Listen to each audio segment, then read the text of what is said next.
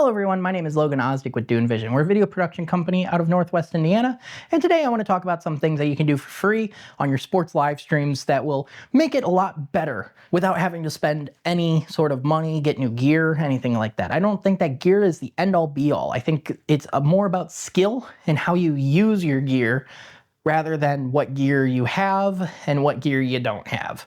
First thing I want to talk about are producer packs. Producer packs are really cool. They're a really cool tool that you can use to keep everyone involved organized. So this has information in it.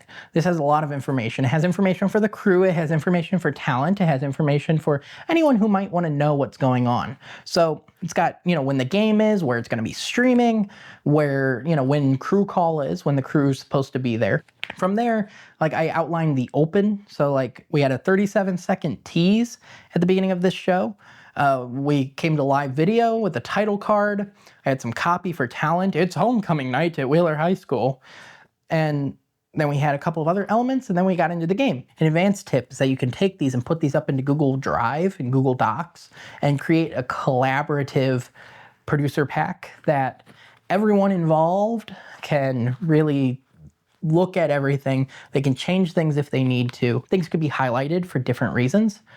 Something that's already been paid off can be highlighted red. Something that needs to be paid off can be highlighted blue. Something that would be nice to talk about might be highlighted yellow, anything of that sort. But really, you should be making these before your show, no matter how small it is. It's something that can even organize your own mind, even if you aren't sharing it with a ton of people. So an extension to these is something I like to call the camera meeting. So directors, or whoever's talking to cameras, should probably talk to their cameras beforehand. You want to talk about strategy, right? You want to talk about how you expect the show to be shot from your perspective as a producer, as a director. A good example of this is in basketball, fouls. I will tell my camera ops, hey, if someone is fouled, I want camera 2 specifically to get the person who made the foul, the person who committed the foul. And then I want one of my floor cameras, whoever's closer, I want them to get the person who was fouled and follow them until I tell them not to. That eliminates all that talking during the show. Someone gets fouled, camera 2 gets the person who did the fouling, person on the floor gets the person who fouled, or the person who got fouled. And I don't have to explain that. I can just then be like, oh, foul. All right, ready 2, take 2. Ready 4, take 4. Ready 2, take 2. All right, get ready for play. Ready 1, take 1. You don't have to do explaining in show. You don't have time to explain during show. Obviously, that's your job as a director, but also your job as a director is to talk to your cameras beforehand and eliminate a lot of that. A lot of times, something that's repetitive, like fouls or subs and stuff, that becomes second nature eventually. You also want to talk to your camera ops to find out where they are as operators. Are they new? Are they experienced? If you know these people, then you probably already know this, but if you have a revolving door of people, you might get different people, and talking to them beforehand, you don't get surprised. Now I always make a point to at least have a very short camera meeting with my camera operators in case that there's some questions that they don't even know need to be asked yet. The next thing I want to talk about, and I don't want to talk too long about this, but I think you should be building some graphics beyond score bugs. I really do think graphics are a very good enhancer to a broadcast. You probably already have a score bug, which is great. Most people have score bugs now. That wasn't the case 5 years ago when I started doing streaming. If you're just doing a scoreboard and nothing else, I think push yourself. Push yourself to do some lower third graphics and tombstone graphics and all that. And you use the tools that you have. Even OBS can do this, using just PNGs built in, Affinity. Affinity's free now. Affinity Photo is a very good Photoshop competitor, and it's free. Use that, learn how to do some of that. It doesn't have to be super complex. You could even just it can even be a black bar with a name, title, and then you can use that for stats. You can use that for whatever. If you're using Uno for your scoreboard, then use some of the other templates too to really boost your stream up a whole lot. All of this is in service to storytelling. Storytelling is what the goal of any stream or broadcast should be. You're telling the events of what's happening in a way that people can digest. I want to talk about theory. I want to talk about what you should be doing and thinking about as a producer to tell your story that you're telling. So the first thing that I really love using as a storytelling technique that's normally used in like novels and in movies is the Chekhov's gun. Chekhov's gun is that if there is a gun mentioned and it's like on a mantle in the house and it's mentioned in your story, something should happen in relation to that gun by the end of the story. We're talking about sports, not really like novels, but we can use that in our sports storytelling. When I was doing a show recently, it was a soccer show, and there was a stat where the team that was being played against had not allowed many goals in the last 10 games or so. Now, that was a stat at the beginning of the game that they talked about, that it was in relation to they have very good defense. Well, throughout the game, it became very apparent that the offense of the other team was much greater than the defense on their team.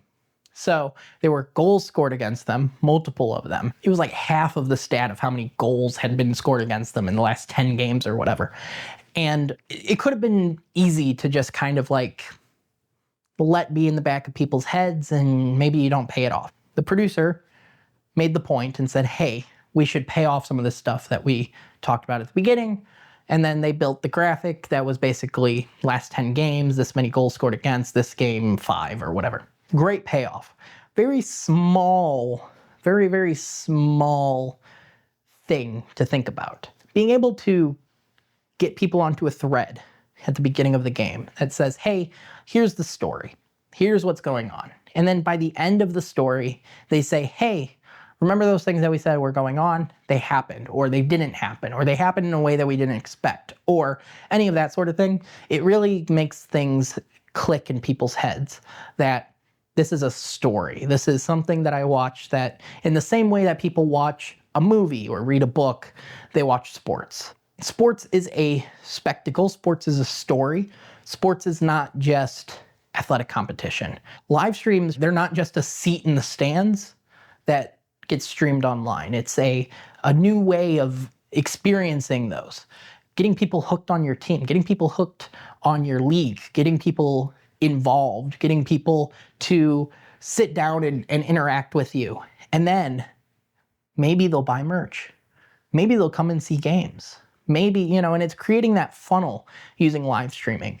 What I'm talking about here is, hey, if you talk about something at the beginning of the game, you should probably mention it towards the end of the game, especially if something had happened with it. Another thing that you can talk about, and it's kind of related to this, but it's what's at stake, right? Well, what in this show should I care about? It's not always about the standings. It's not always about what's gonna happen in the postseason. It's not always about that. Sometimes you have a game in the middle of the season that it's just kind of like, like what's at stake here? And you can almost ask it sarcastically, like, what's at stake here? Like, you might be able to find a different story.